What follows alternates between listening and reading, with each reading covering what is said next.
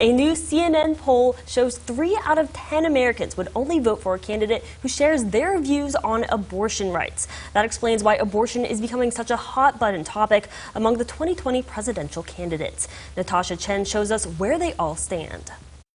With several states banning abortions and much earlier stages of pregnancy than established by Roe v. Wade, 2020 Democratic candidates are coming forward in defense of abortion rights. People who are frightened are the ones who don't get access, and that's just not right.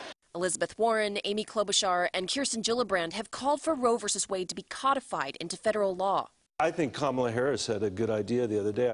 Harris is proposing the Department of Justice block what she calls dangerous abortion restrictions in states pushing unconstitutional anti-choice legislation before they go into effect.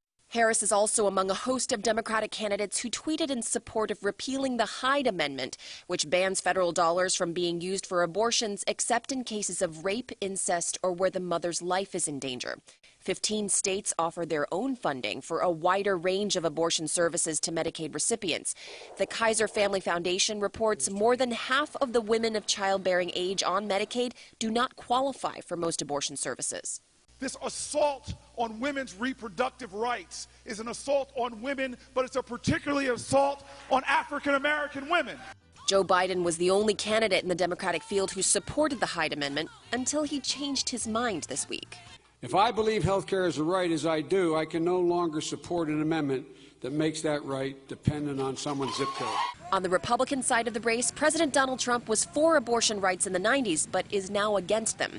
His administration imposed new restrictions Wednesday on the use of fetal tissue in scientific research. His only primary challenger, former Massachusetts Governor Bill Weld, penned an op-ed last week defending a woman's right to choose.